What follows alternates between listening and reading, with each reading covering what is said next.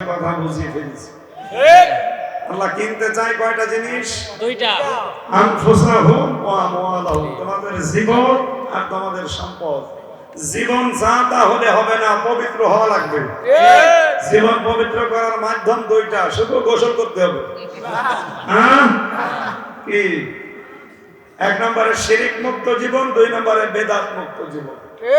এই দুইটা শর্ত মেনে জীবন যারা চালাবে ওদের জীবন আল্লাহ কিনতে চান, বিনিময়ে জান্নাত তাদেরকে দিয়ে দিতে চান। সুবহানাল্লাহ। দুই নম্বরে মাল কিনবে আল্লাহ। কি কিনবে? মাল। মালের বহু বচন আমওয়াল। মাল আল্লাহ কিনবে মানে আবুল মাল, সাবেক টাকা মাল। কোনটা? মাল নয় প্রকার। কয় প্রকার? নয় প্রকার। তাফসীরে আছে মাল আমাদের জীবনে সম্পদ 9 প্রকারে ব্যবহার হয়। এর ভিতরে উত্তম সম্পদ হচ্ছে আল্লাহওয়ালা মেয়ে মানুষ। আল্লাহওয়ালা মেয়ে মানুষ ওইটা যেটা শুধু নামাজ পড়ে, রোজা রাখে আর বোরকা পরে। তিরমিজি শরীফের হাদিস, নবীজি বলেন 4টা গুণ যে মহিলার ভেতরে আছে ওইটা আল্লাহওয়ালা মেয়ে মানুষ। আদ-দুনিয়া কুল্লুহা মাতাউন ওয়া খায়রু মাতাউদ দুনিয়া ইমরাতুস সালিহা। পৃথিবীর সবই সম্পদ, এর ভেতরে উত্তম সম্পদ আল্লাহওয়ালা মেয়ে মানুষ। আল্লাহওয়ালা মেয়ে ওইটা যার দিকে স্বামী তাকালে স্বামীকে আনন্দ দেয়। আর আনন্দ তো দূরের কথা, ওর দিকে তাকিলে মনে হচ্ছে পেঁচার মতো বসে আছে।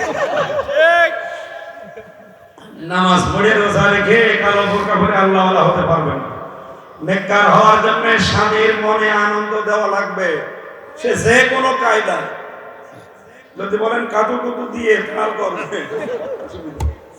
দ্বিতীয় নম্বর, স্বামী যেটা পছন্দ করে ওইটা পছন্দ করা লাগবে যদি জায়েজ হয়। আমরা সবাই চাই, পছন্দ করি বিয়ের পরে আমার মা বাবা যেন আমার সাথে থাকে। অনেক বউ এটা চাই না। কথা বলে না কেন? আমার এক আত্মীয়ের প্রথম বউ, সেটা তালাক হয়ে গেছে। সেই বউ বলেছিল তোর মা বাপ যদি থাকে তোর ভাত আমি খাবো না। জোরে বলেন সুবহানাল্লাহ। ভালো, সে বিদায় করে দিয়েছে। এখন আমরা আরেকটা করেছে, এটা আল্লাহ লোকের ভালো হতে হবে। এটাও যদি আগেরটার মতো 2 নম্বর হয়, এটাও বিদায় হবে। এখানে অনেক আলেম বসে আছে, অনেক আলেম পরিবারও এখন এই সমস্যা। এই যে সাক্ষী মাওলানা, এই পাশের থানায় বাড়ি।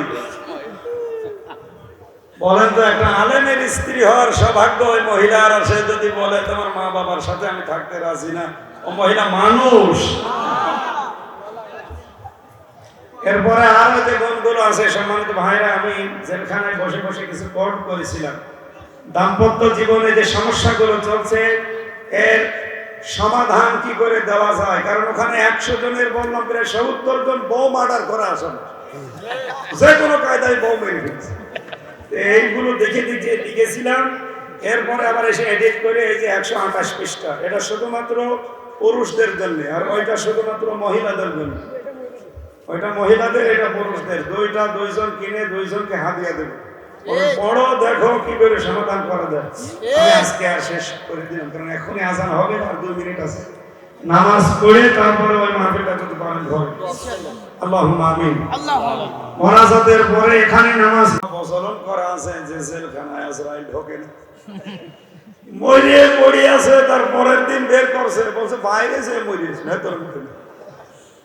ওদের যেমন বিশ্বাস যে জেলখানায় আজরাইল ঢোকে না, আমাদেরও অনেকের বিশ্বাস হয়ে গেছে 41 সালের আগে আমার মরণ নেই। এই টার্গেট যে লোকটা দিতে পারে সে মরণ বিশ্বাস করে। মরণ কখন আসবে কারো জানা আছে? ইদা জা আজালহু লা ইস্তাখিরুনা সাআতা ওয়া লা ইস্তাকদিমুন। সময় যখন এসে যাবে 1 সেকেন্ড আগেও না পরেও না। সুতরাং মরণ কখন আসবে কেউ জানে না। বসে আছেন, দাঁড়াতে পারবেন? বলেন না কেন? সুতরাং তাওবা করা লাগবে কি 2 বছর পর না এখন?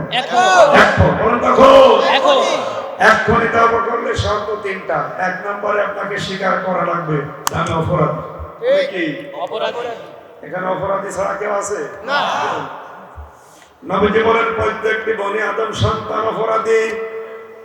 সবচাইতে ভালো অপরাধী ওই লোকটা যে লোকটা অপরাধ করার পরে তাওবা করে, তার মানে অপরাধ করার পরে যে লোকটা স্বীকার করে, অনুশোচনা করে, আর জীবনে করবো না বলে সিদ্ধান্ত নেয়, এই লোকটা আল্লাহর কাছে উত্তম।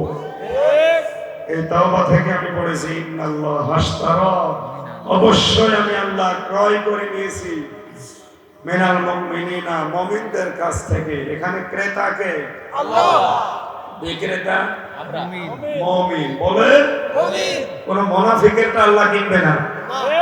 মুনাফিক কি? কথা বললে মিথ্যা কথা বলে, এরকম মানুষ দেশে নেই।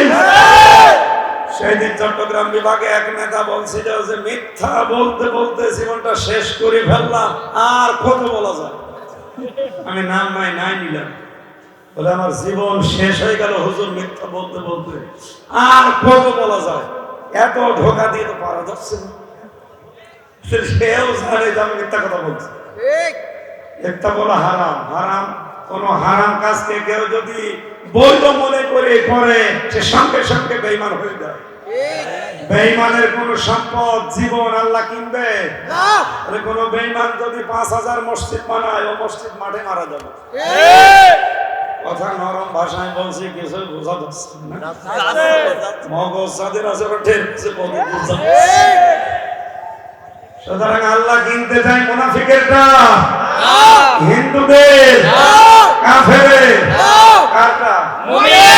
আপনি মুমিন হয়েছেন কিনা এইটা আগে হিসাব করেন। মুমিন হলে আপনার মসজিদের টাইলস কাজে লাগবে, মুমিন হলে মসজিদের ফ্যান কাজে লাগবে, মুমিন হলে এই মাহফিলও কাজে লাগবে। মুমিন না হয়ে যদি মুনাফিক হয়ে পুরা গ্রাম ধরে মসজিদ বানিয়ে দেন, পুরাটা জলে ফেলা হবে। আশা করছেন